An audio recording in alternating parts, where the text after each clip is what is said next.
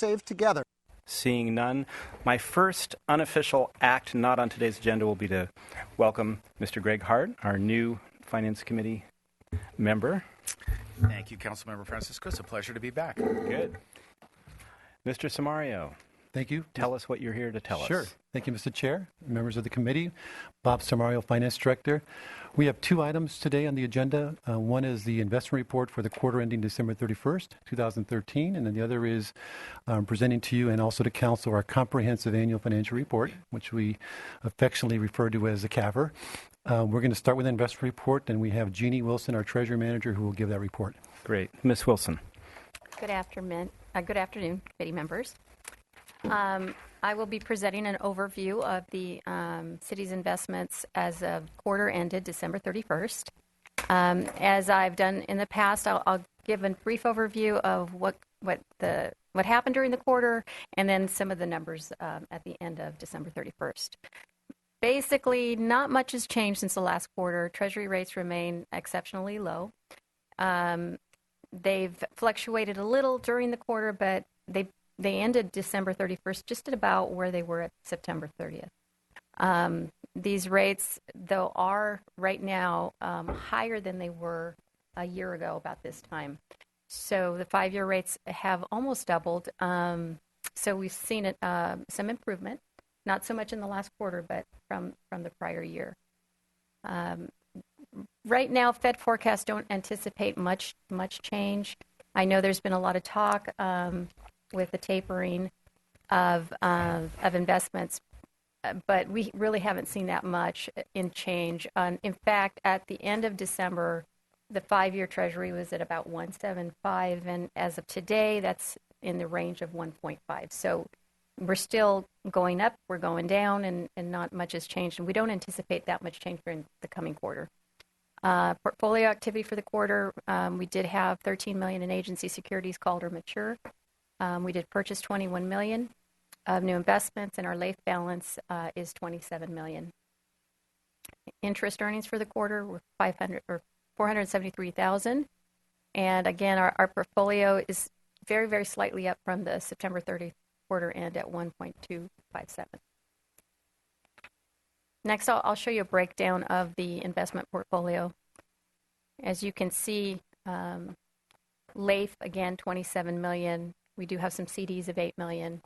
Treasury securities, just over $10 million. Federal agency issues, $96.9 million. And corporate term notes of $12 million. We also have the Santa Barbara Airport promissory note at just over $5 million. And our checking accounts. So the total investment portfolio is $164 million at the end of December.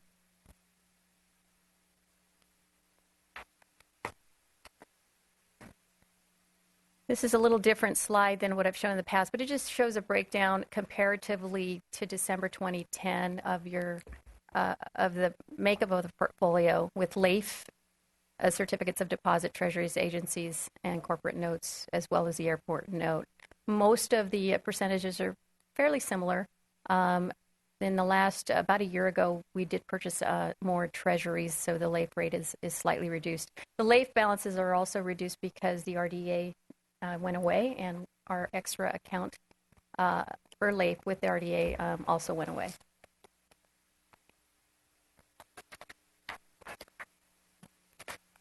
And again, another comparison to December 2010. You'll see that the city's portfolio is the first bar, and that's gone down over time. The 5-year Treasury was fairly close to what the city was earning in 2010. You can see now it took quite a dip in 2011 and 2012, and then that's, again, just come up. As I mentioned earlier, the Treasury for 5-year was at 1.75 at the end of December. It's now closer to the 1.5 range. And as you can see, if you look at the shorter term yields, 2-year, the LAIF rate, and the 90-day are all very, very low. LAIF is hovered in that 0.26 range for quite a while now, as you can see from the bar. And again, we don't expect much change during the next quarter, but we'll provide you more information at the end of March. And that's it.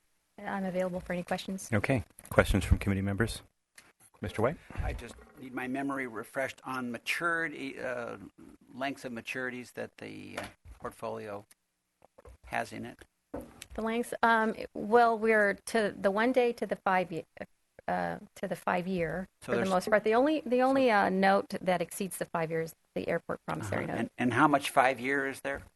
The 5 year, I believe, off the top of my head, I think the end of December was about 30% or 25%, or the average days of maturity. It's in the 2.5 range. Is that what you're asking me? No, I was just, The how much 5 year. 5 How much- is there, just ballpark? I just didn't know, for example, How how much? far out we went, and I just had forgotten. I know you've told me this Yeah. probably once a year. And I would say that we're trying to avoid going too long. Of course. We have to kind of keep a structured maturity ladder so we're not too heavy in one particular year or period of time so Yeah. that we have constant flow of money coming in through maturities.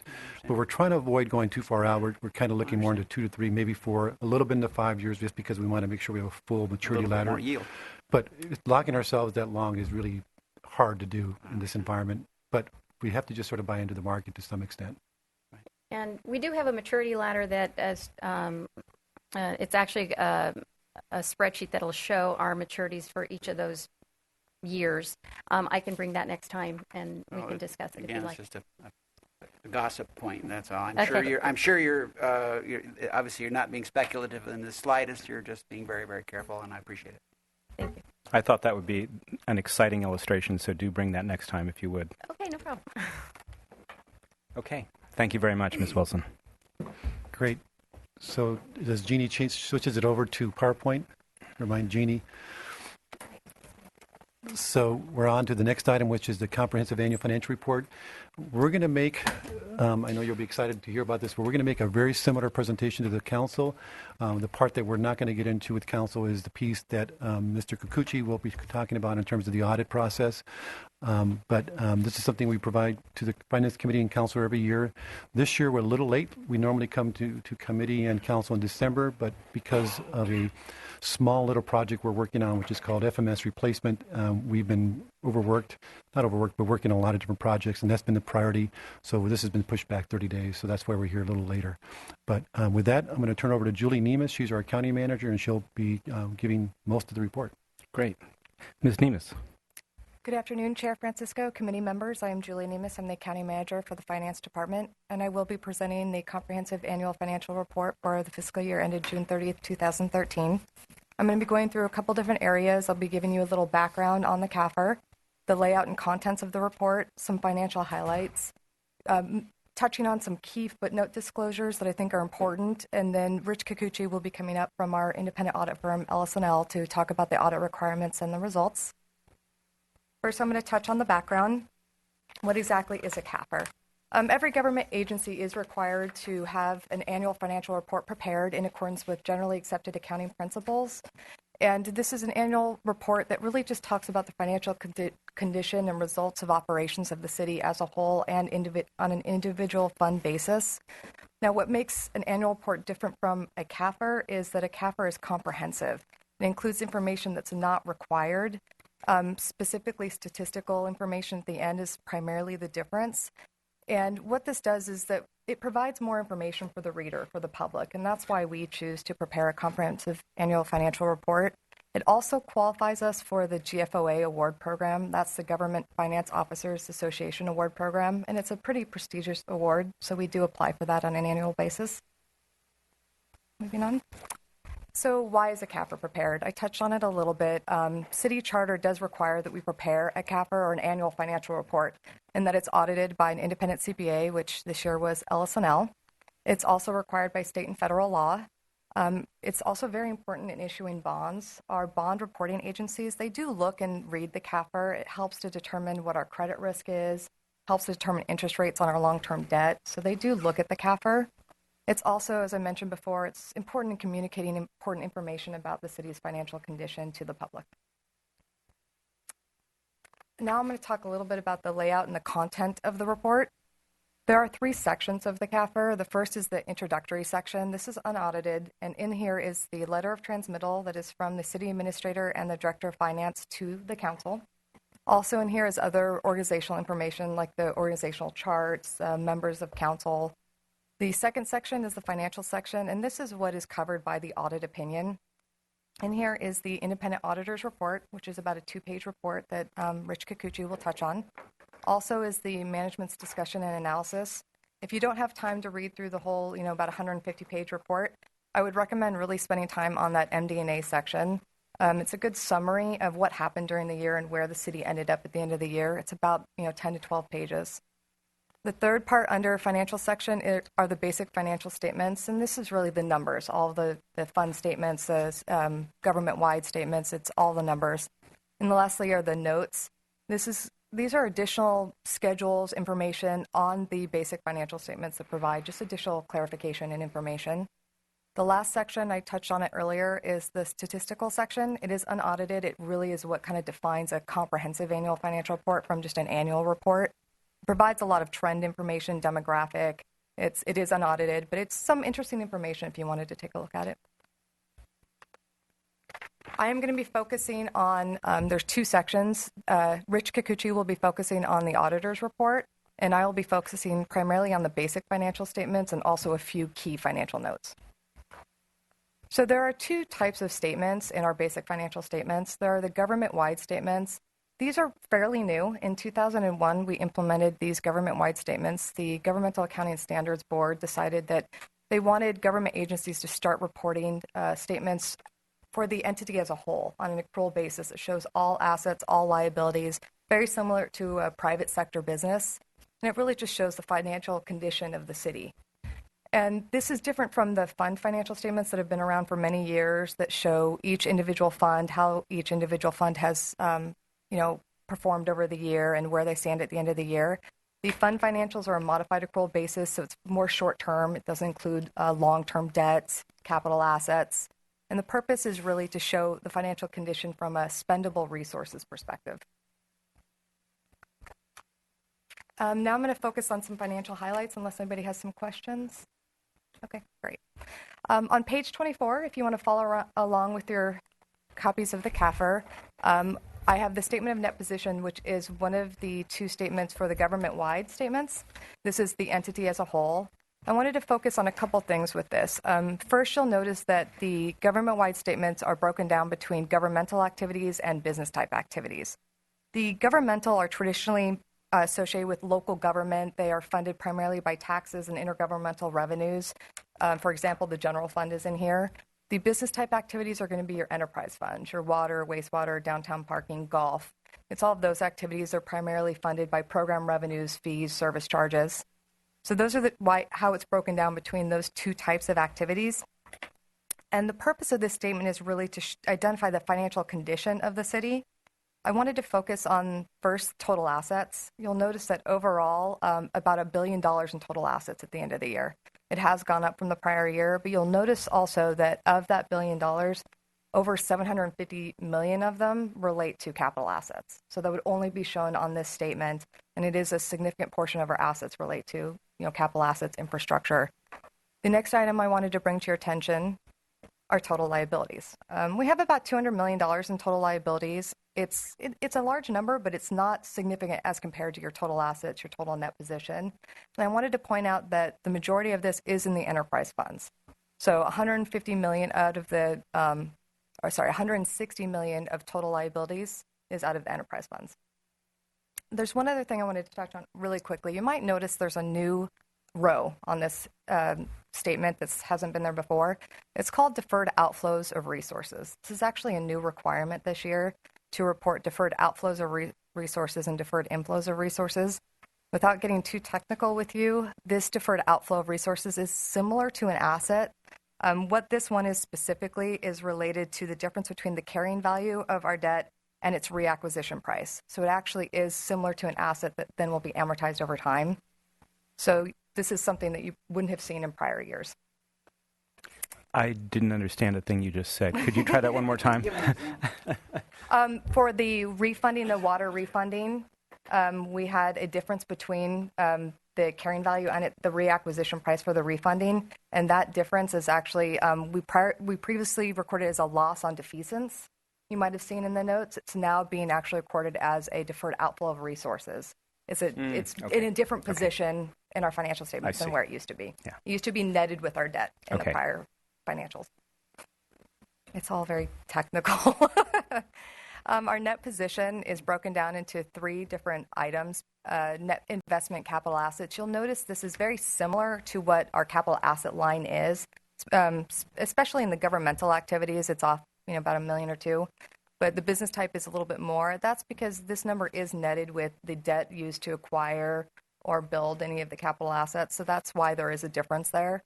The restricted is made up of external restrictions by creditors, laws, regulations.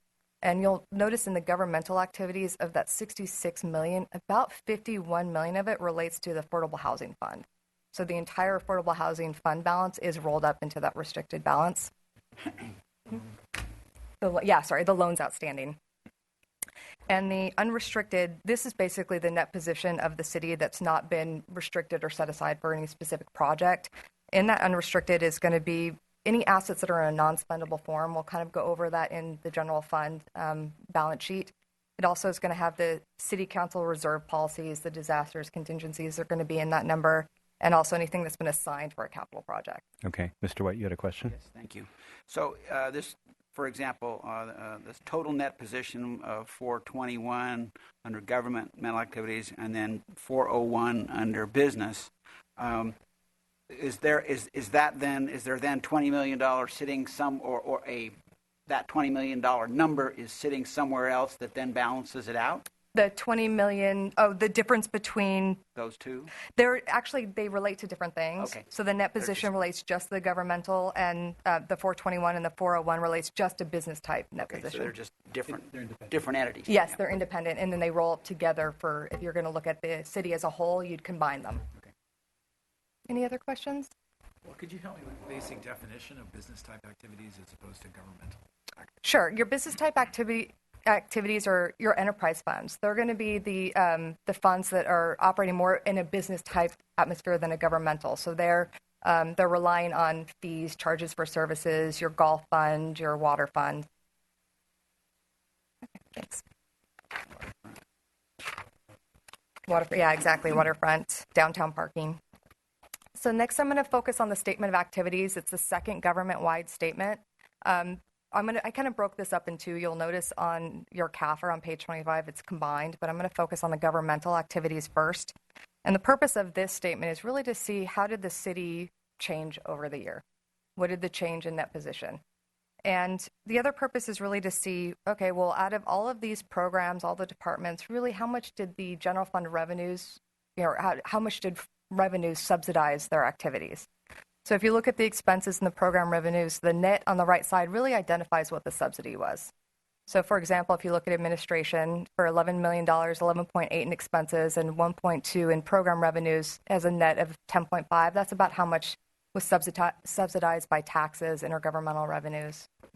And the one thing I did want to point out that I think we might change for next year is that the administrative overhead that is charged out to the enterprise funds, other funds, is actually included in other revenues for down there at the bottom, that $12 million number. I think for next year, what we'll do is actually identify that for you so that you can see what the true subsidy is by program, because that really is additional revenue that would be used to offset that subsidy. Is that all of what's under that other category? No, there's some other items in there, but there is, I would have to look and see. I don't have the exact number. Okay. Thanks. But overall, I wanted to point out that the total change in net position is almost $13 million. So for the city as a whole, it was a very good year, and it was a very positive increase in net position. Moving on. Now we can focus on the business type activities. As we mentioned before, these are the enterprise funds. The difference here is that the enterprise funds don't rely on taxes, intergovernmental revenues. They really rely on their own fees, charges for services, program revenues to fund their operations. So you'll see with water, wastewater, water has $32 million in expenses, but they brought in $38 million in revenues. So they actually, were to the good of almost $6 million. So if you look at all of the enterprise funds, all of them actually had revenues that exceeded expenses except for Golf Fund. The golf courses had, a difficult few years with the downturn in the economy, so they did have expenses that exceeded revenues by about $115,000. Overall, the change in net position is about $8 million. Of that, the water fund is almost $6 million of it, and I think we mentioned at year-end and fourth quarter that the water fund did have a very positive year. So this was both on the expenditure side and on the revenue side, so that accounted for that big difference.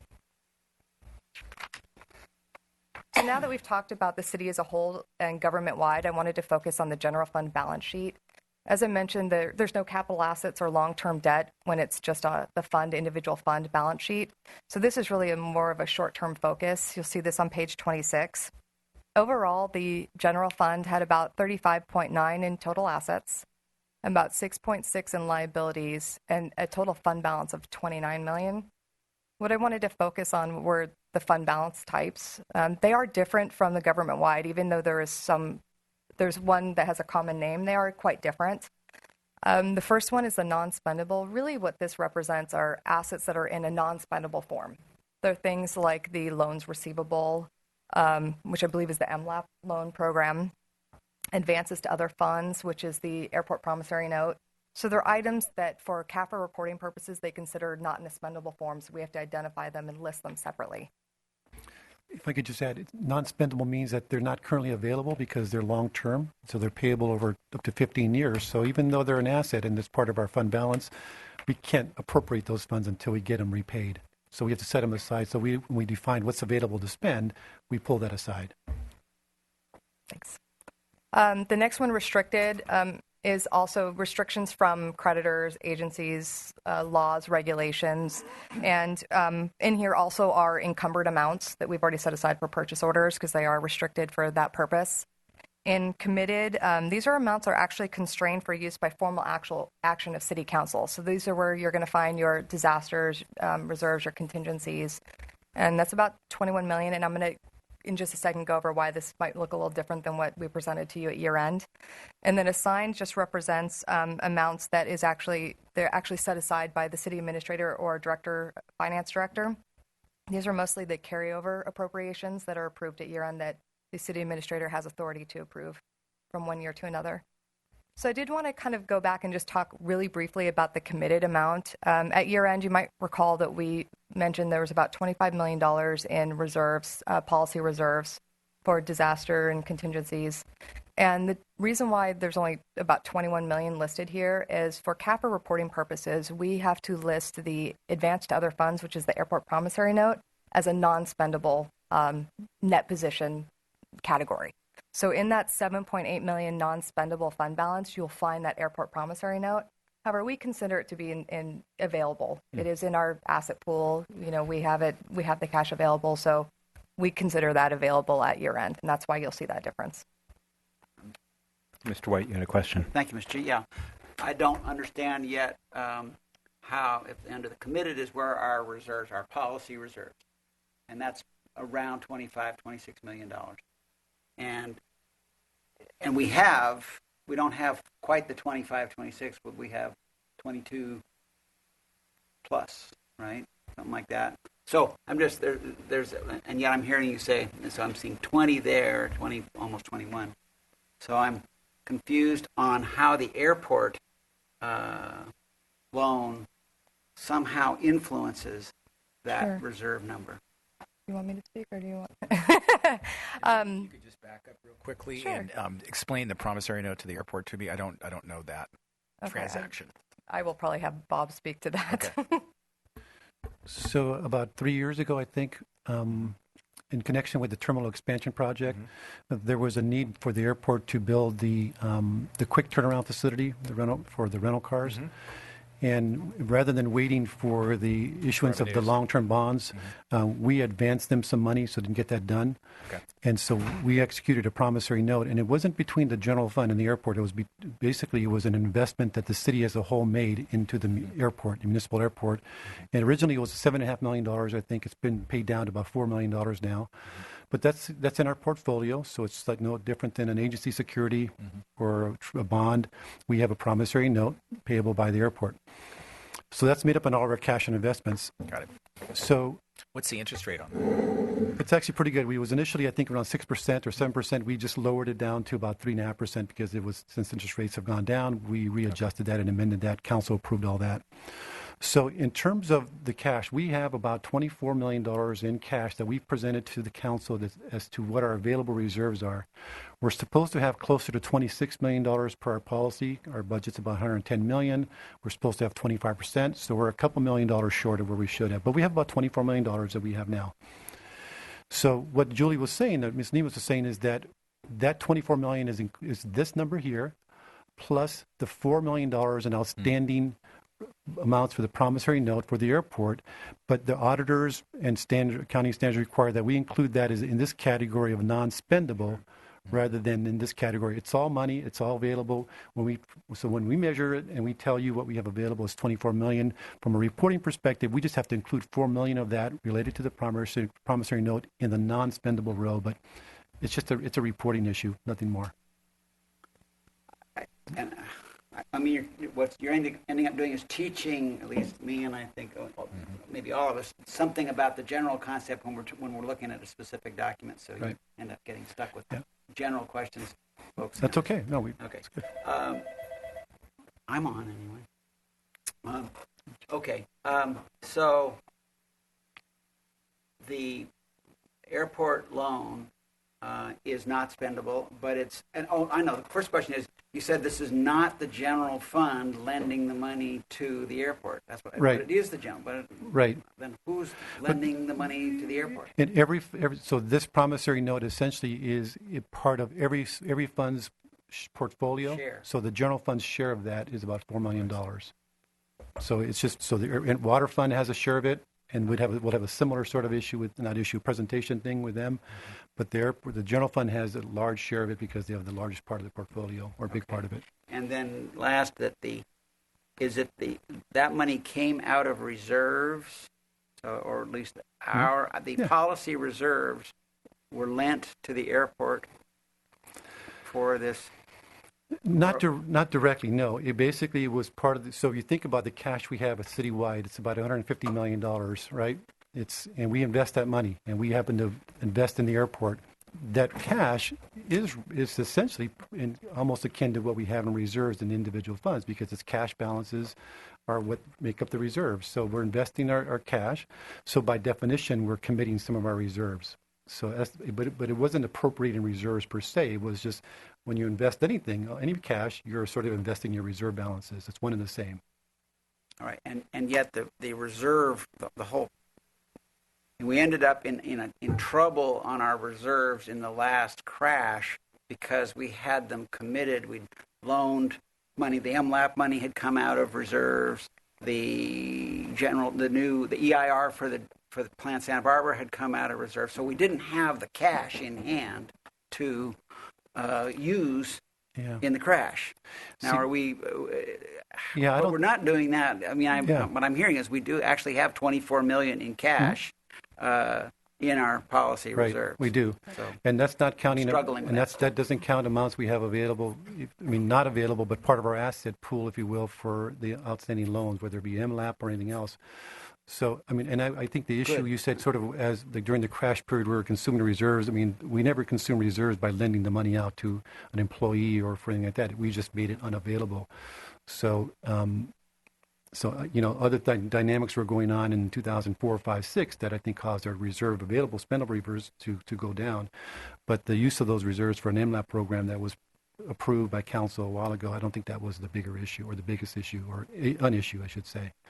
So I guess that I'm not sure that sort of responds to your question, but the mere fact that we're lending money out and we did that is not creating a problem for us. The money is repaid and it will be repaid over time.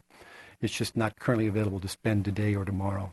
Right, and I appreciate that, and at the same time, I'm sort of, as all would know, that we're all together protective about having that policy reserve, which is cash on hand for bad things. And that's $24 million. We have cash on hand for those things. Thank you. So when you call it cash on hand, it's in CDs, it's in... Yeah, it's invested, of course, but so it's not, it's not in idle form, but some of it is in the checking account, but it's all invested. Okay. As it should be. All right. Continue. Thank you. Now I'm going to focus on the general fund results of operations. On page 83, this is actually part of a required supplementary information. It will provide the budget as well as actual results, so this is why I want to focus on this one. I wanted to point out on this schedule that where I consolidated some of the rows to make it a little easier to follow, the revenues and expenditure lines actually include the transfers that are listed at the bottom. Normally, the transfers are not as significant as they were this year. Specifically in the expenditure column, the transfers were almost $8 million. A lot of this, I think almost all of it, was related to the one-time revenues we received that we then transferred from the general fund to the capital outlay fund. So there was, close to $7.58 million that is actually included in that expenditure line, and that's why there's a difference there. So I want to focus now on the variances. First on revenues, the $446,000 to the good on the revenues. So revenues actually came in higher than budget. The one thing I wanted to point out is that every year we do budget about a $1.2 million anticipated variance in the revenues. So really overall, we came in more about $1.6 million to the good for revenues. For expenditures, we came in $2.2 million expenditures below budget. Once again, that anticipated year-end variance, if you take that out, it's more closer to the $1 million, but the expenditures came in a lot lower than budget.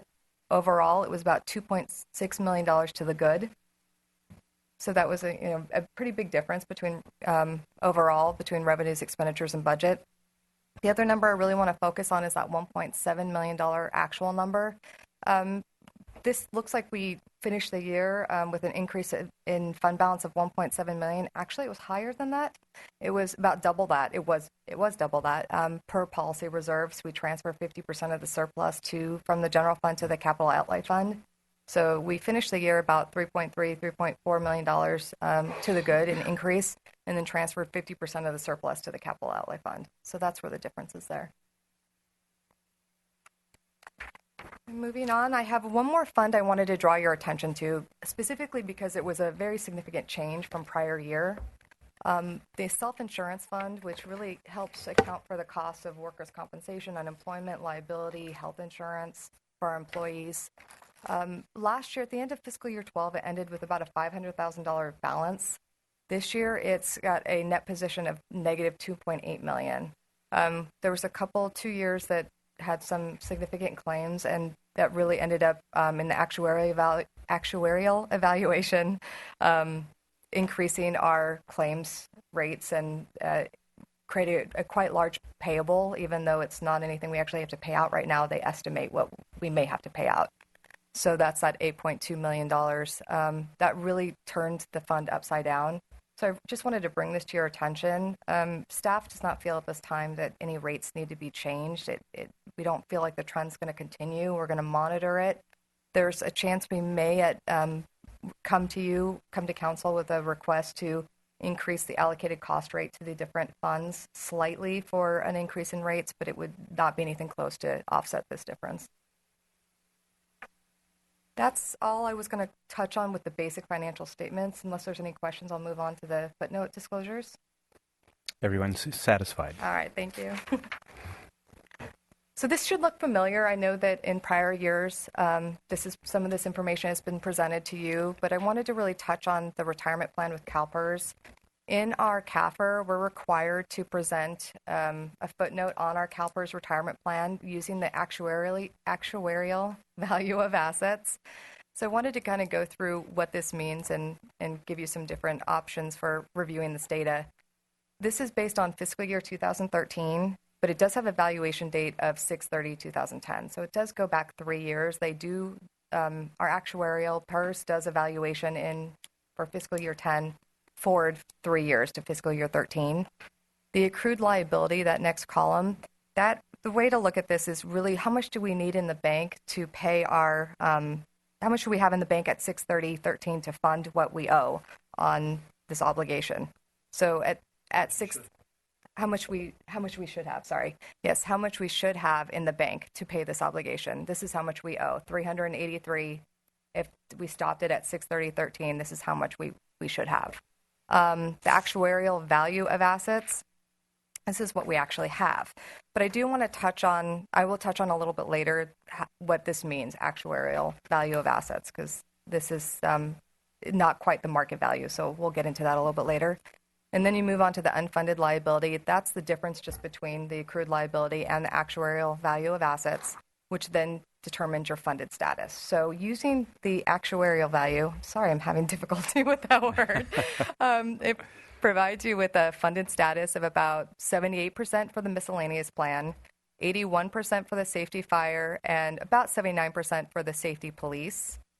Also, the annual covered payroll, this is just basically what your total payroll is that the rates are based on. And then your unfunded or overfunded, if you were there. Liability as a percentage of payroll is just a calculation based on your covered payroll. And why this is important is because when you look at your covered payroll, depending on how large that is, if you have a small amount, say with the safety fire plan, it's a much smaller base for which you can change rates to basically pay your unfunded liability. So with fire, if you only have $10 million for which you could potentially change rates, it's going to be a lot harder to pay off that liability. Whereas with the miscellaneous plan, you have almost $52 million for which you could change rates. So that is, it does kind of help identify what's maybe a higher risk. So this actuarial value of assets, I wanted to talk a little bit about that. It really is an inflated number.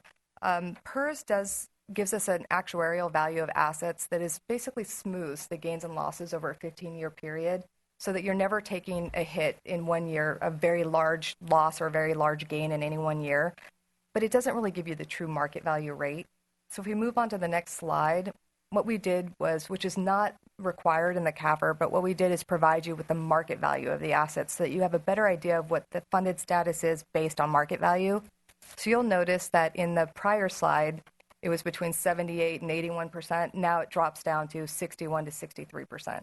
So it is a pretty significant difference. If you really look at the true market value, it is a smaller funded status. And this is using the fiscal year 2013. If you move forward one more slide, we get an evaluation every October. So we have some more current data. We thought it'd be helpful to present you our most current data. So this is for fiscal year 15. It's with the reports we received in October 2013. I did want to point out for the safety fire plan, in the last fiscal year, it was pooled with other safety fire plans. So we aren't able to get individual data just for that plan for fiscal year 15. So I use the fiscal year 14 data, so it is 1 year older. But this is the most current data that I do have, just to give you a more current funded status. And you'll notice it has gone up from the prior slide. It went up from about 63 to 61% to 66 to 71%. So it is getting better. It is getting more funded. There's higher rates of return. But the other thing I wanted to point out is that the fiscal year 14, we actually had a higher funded status. The rates of return were not as good last year as they were the prior years. Any questions? Yes. So the now I've got it. Actuarial value of assets, is the reason that's higher because it's taking into account possible long-term gains, or what's the reason behind that?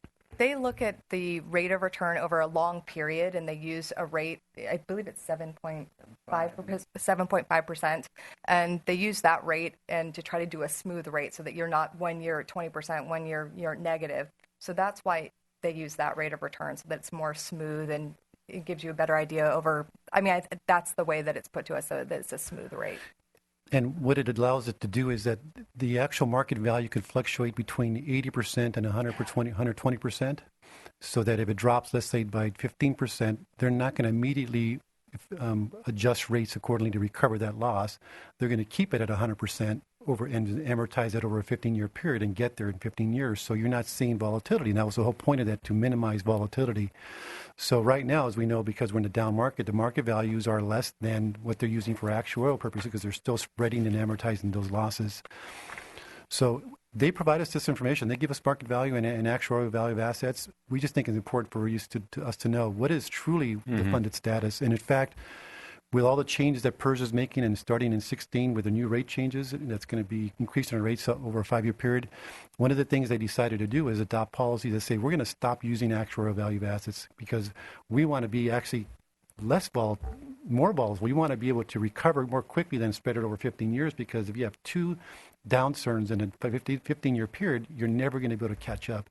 So they want to be more reactive. So we're going to probably see more volatility because they're realizing those losses or gains in a shorter period of time. But they're just doing away with the actual value of asset concept. They're going to just say, we're going to recover quickly. So one of the numbers that I've seen kicked around in terms of the health of a pension fund is for the unfunded liability, anything lower than 80% is dangerous. So is that the market value, or is that the actuarial value? I would say based on market value. Okay. That's how I would evaluate that. Okay. All right. Yeah. Thanks. Mr. White, you had a question? Yeah, thank you. I'm wondering whether we would have, is this our chance, or would we have one in the future to dig down into the pension situation some more? I mean, we're sort of covering the landscape here, and in previous years we've had a couple of, I think, good educational sessions to bring more of that information together. So rather than get into the weeds today, maybe I could just ask that we have the pension question come back and we can discuss it in greater detail. Be happy to. Because obviously, as Mr. Francisco said, if 80% of market of the market value is a warning signal, 80% funded we're below, status, yeah. We're below that. We're in that warning. We're well into the warning area, and so it's an area where we should be staying abreast and educating ourselves as well as our community about that. And we'd be happy to, and we do that every year, as you know. I will tell you that that's exactly why, starting in 16 over a 5-year period through fiscal 20, we're going to see rates go up dramatically, between 30-40%, because at this point they said we're never going to get there just by relying on better than expected rate of returns. So we're going to have to do something more dramatic. So PERS has implemented new policies, and a strategy just says that with these rate increases starting in 16, we will get fully funded over a 20 to 30-year period. We will get there. So that's the goal, and that's the reason we're going to see that. So as Mr. Francisco said, we are kind of in a danger zone, or below where we should be, and PERS is now going to help us to get fully funded over a longer period of time, but ensure that we get there. And we're going to have a discussion about that. May we will. Mr. Chair, have We that may conversation? indeed. Thank you. Okay, so we also have other post-employment benefits that do represent a potential liability for the city. So I wanted to touch on these other retirement benefits. This is footnote 17, pages 72 to 77. The first one is the retiree medical and implied subsidy. The city does provide a monthly retirement benefit to retired city employees under certain criteria. They have to have been with the city for 15 years. There's other criteria. This is provided up to age 65. This also included in this number, other than just the actual physical retiree medical benefit, is that we allow retirees to participate in the city's plan. And by allowing them to participate in the city's plan, they really get a discounted rate for their health insurance. And we are required to give a value to that and actually record or identify a liability that's related to this implied subsidy. So that's what's included in that $36.5 million number, is both the retiree medical and that implied subsidy. But of that 36.5, about $9 million is attributable to the retiree medical, and the rest is all implied subsidy. The other item is sick leave. We do provide retiree sick leave benefits for certain retirees that retire with sick leave that have CalPERS benefits.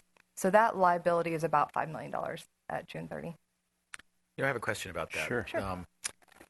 The premise of an implied subsidy for health care is pre-Affordable Care Act, when people individually had to go out and get health insurance and weren't able to be part of a large group.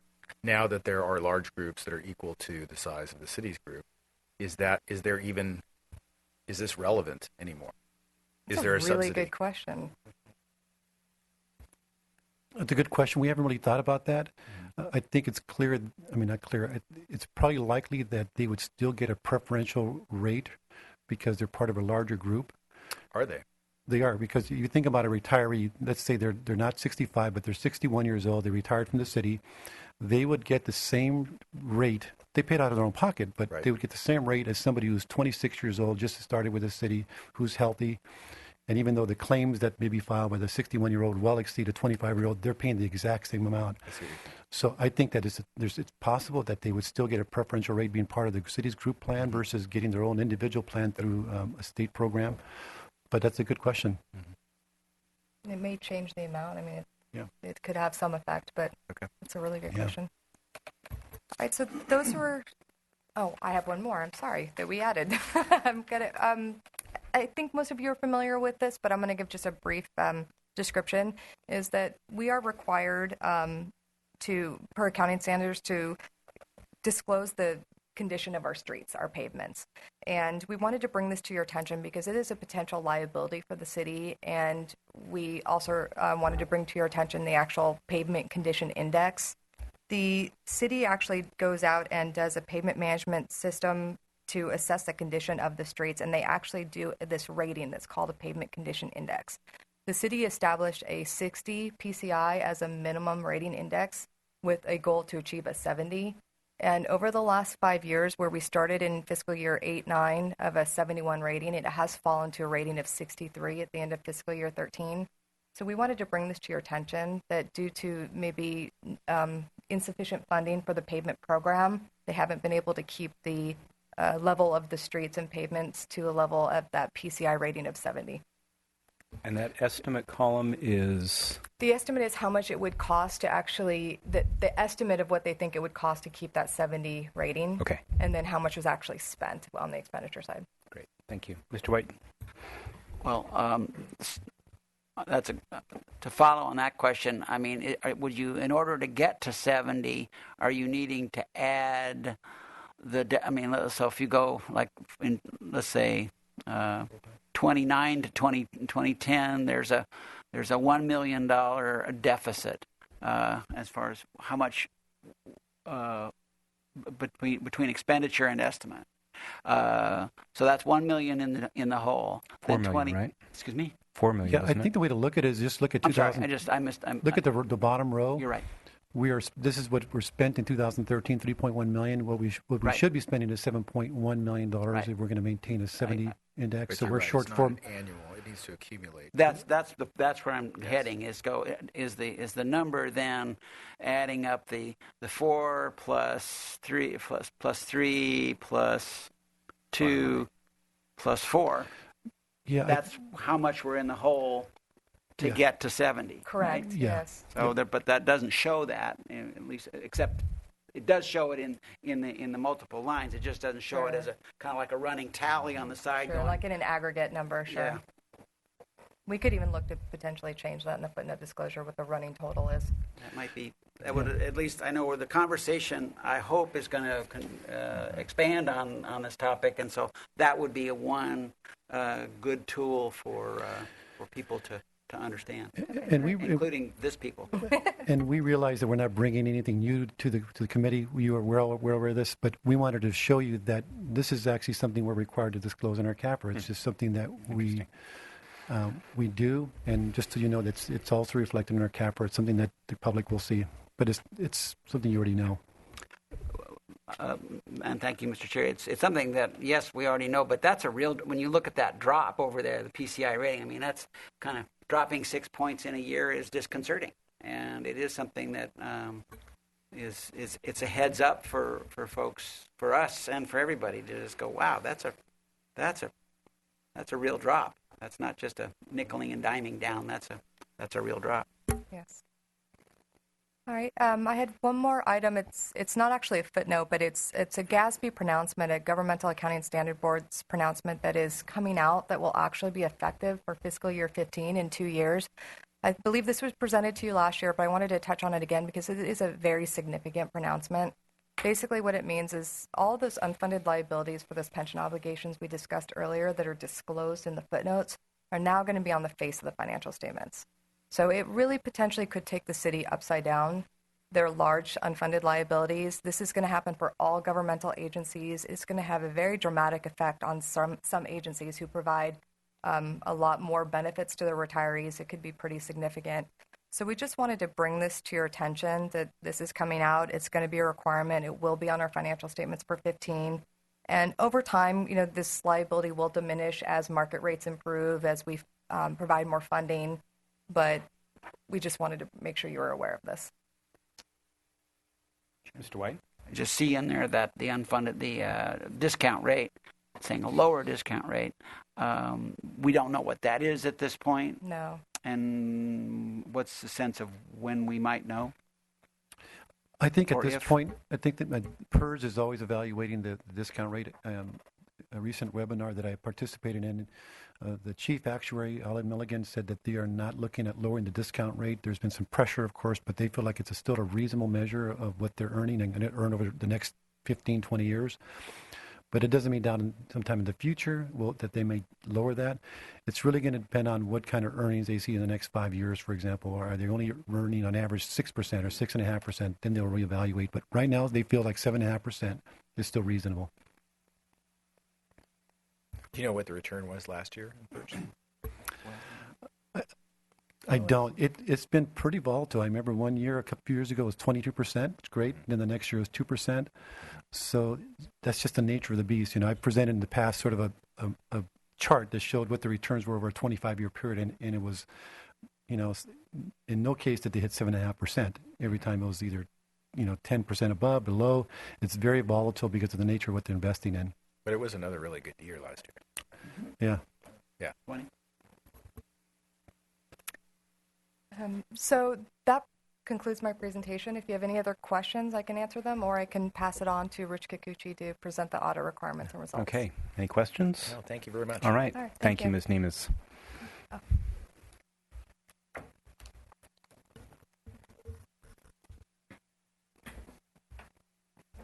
Welcome, Mr. Kikuchi. Good afternoon. Thank you.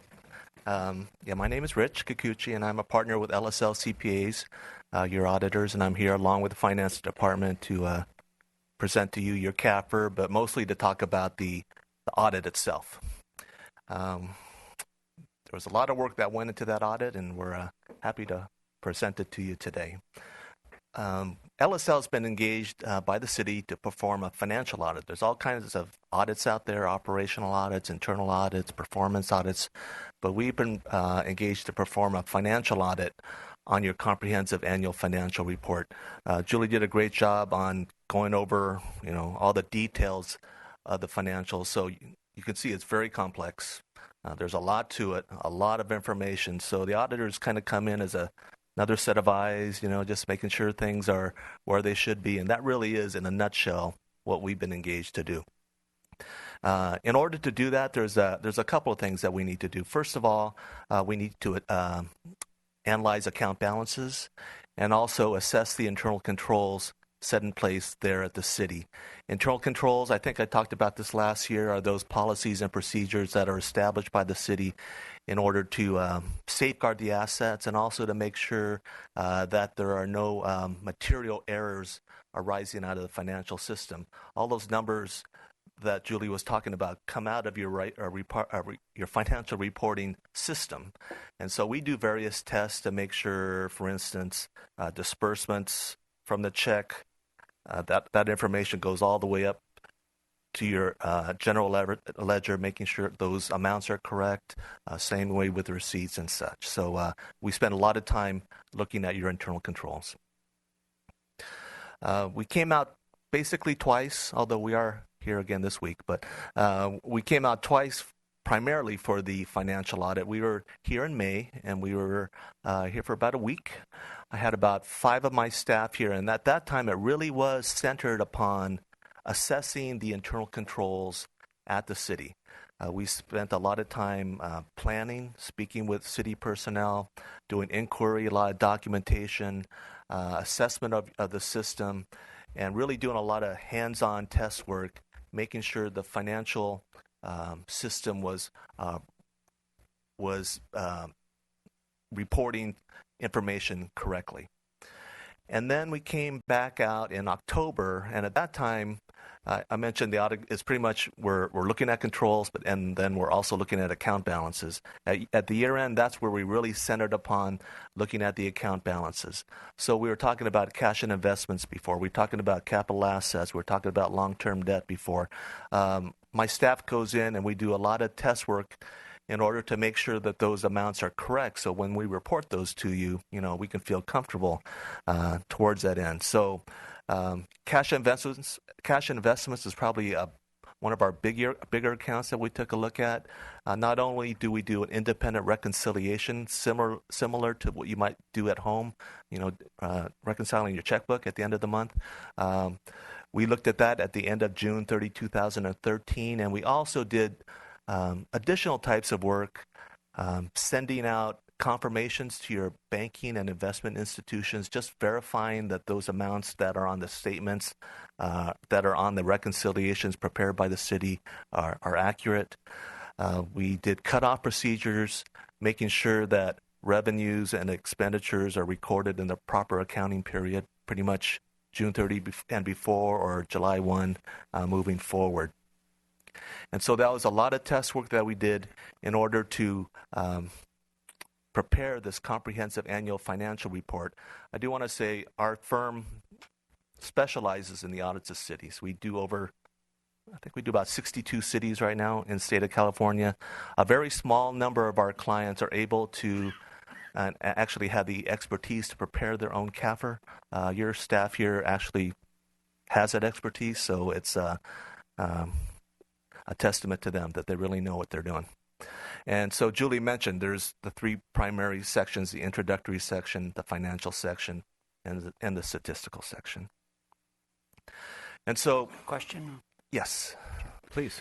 Can you give an instance or one, for instance, of your of testing the internal control? I haven't worked in big finance. Okay. I know how to balance my checkbook fairly well, but Right. Could you give an example of one test that you would do? Just Right. walk us through a little bit. Sound at the very heart of sound internal controls is segregation of duties. So you don't want the person. You ideally you have two different people being a part of the process. So for instance, on accounts payable, and you get a invoice from a vendor, and a person processes that. What we do is we go into that transaction, not only making sure that the check was written for the proper amount, but also that there was a supervisory person actually approving that transaction. So not limited to just one person authorizing that. That really is a key fundamental on internal controls, two people authorizing it. Right. And then what? And where would that go from there? Oh, in that instance, we would, for instance, say that invoice was for $10,000 for some type of service for the city. We would go to the source document. We would see, we do an arithmetical test. We'd make sure that it was actually approved. Then we would see that we would trace that transaction, that dollar amount, and also the account that it was posted to. So say it was for some type of outside, say for plumbing. Okay, so we would make sure that $10,000 was recorded to an expenditure related to that activity in the proper fund. And so then as auditors, when we come in, because we can't look at every transaction, if we do a sampling on that and making sure in that transaction, we feel comfortable with the amount because the person who initiated the transaction was separate from the person who approved it. And then that amount flowed all the way through the system, finally landing into this account in this fund in that proper amount, coded to the right account. If we do that, we feel comfortable that probably all the other transactions are fine. Yeah, but if something is amiss, we didn't see an approval, or it was coded to the wrong account, we would bring that up to management in a meeting. If there was something that was significant, that it was rampant, that would warrant us reporting that to you in a letter, which we would report to you, we issue 2 reports to you every year, and that would, if based on the magnitude of that, we would issue that letter to you. Thank you. I just want to add to this, what Rich said they do in May. One of the things they want to make sure is, do we have good procedures in place, whether we're following them or not, but do we have good procedures? Because we can be following these procedures, but they could be crappy. They could not provide for secondary review, for example, for transaction. So they assess whether we have good systems in place, and then later on they test to see that we're following those procedures. So they give us kind of 2 bits of information. Are your systems good? And where are the weaknesses? And are you following those procedures? And that's what they rely on, good systems and that you're following those procedures. And they use that to assess sort of the overall internal control structure that they can then rely upon or not rely upon, because that does affect how much work they do in terms of verifying account balances. Since we specialize in the audits of cities, we kind of have a good perspective on what other similar sized cities do, and so we can offer best practice suggestions when warranted. Thank you.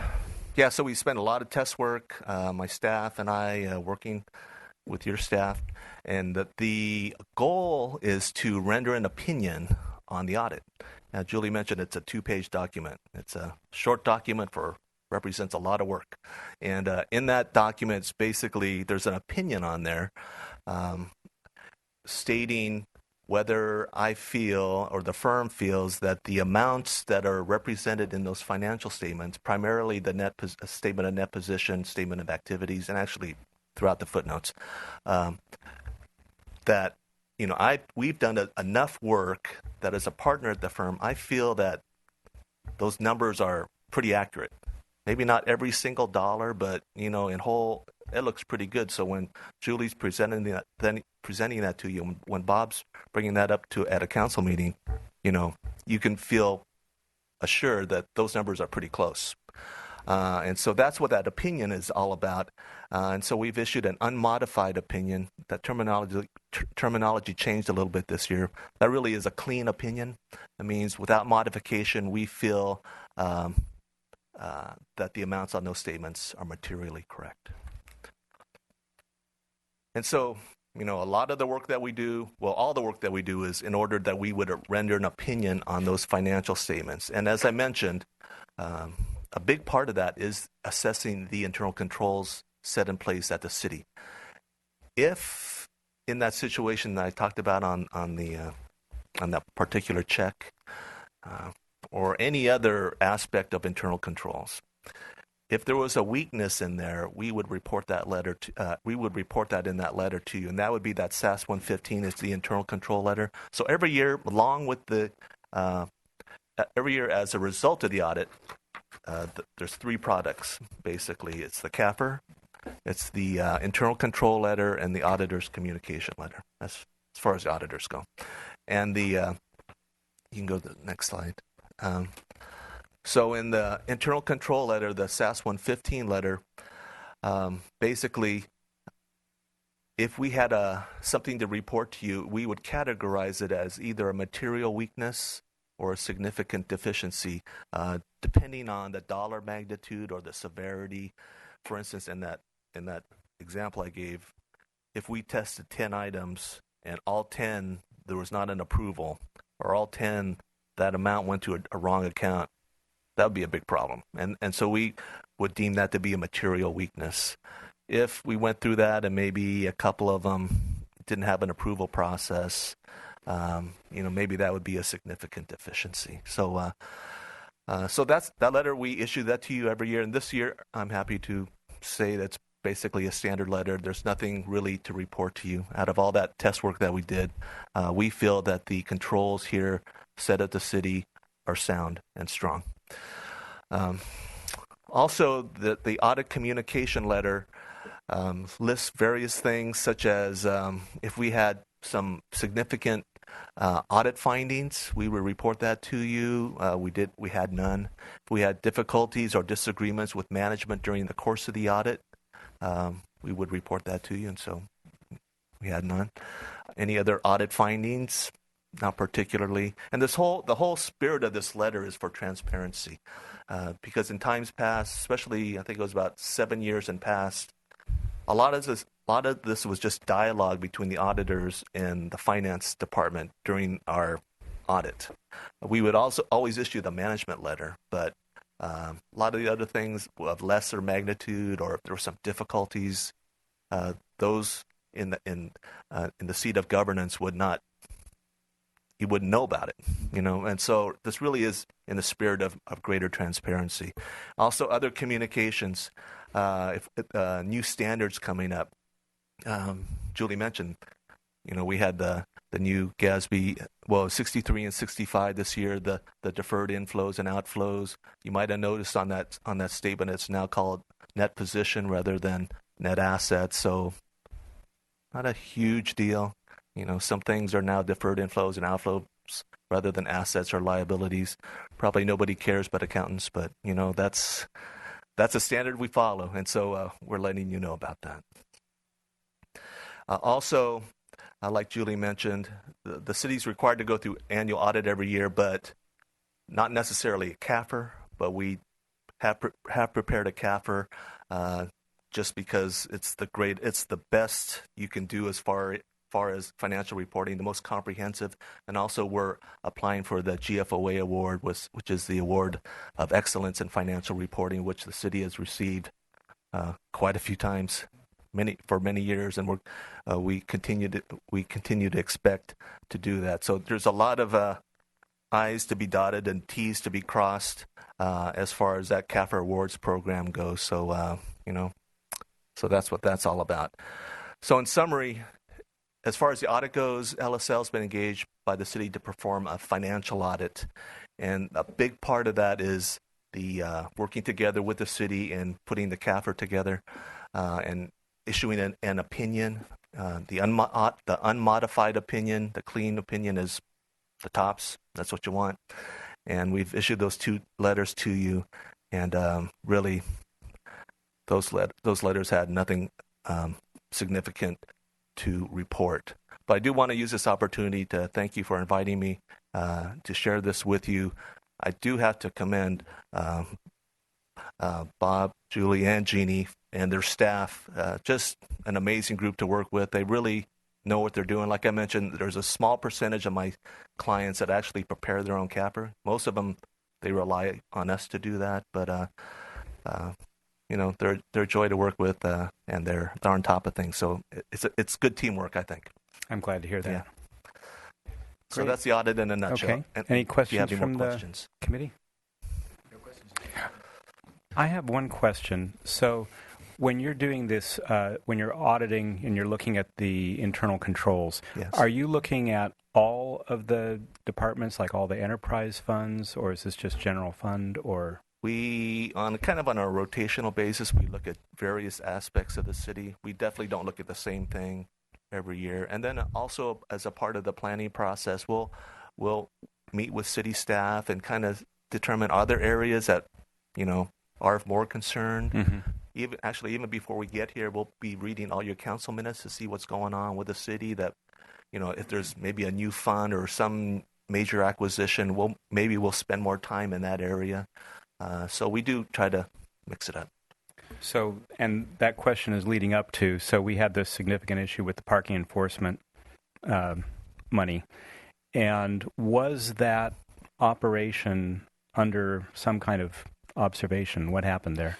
So, as Rich said, we are doing a lot more now, particularly with their firm. They include within their basic contract a review of different operations around the city, not all of them, because we do collect money in different locations to varying degrees.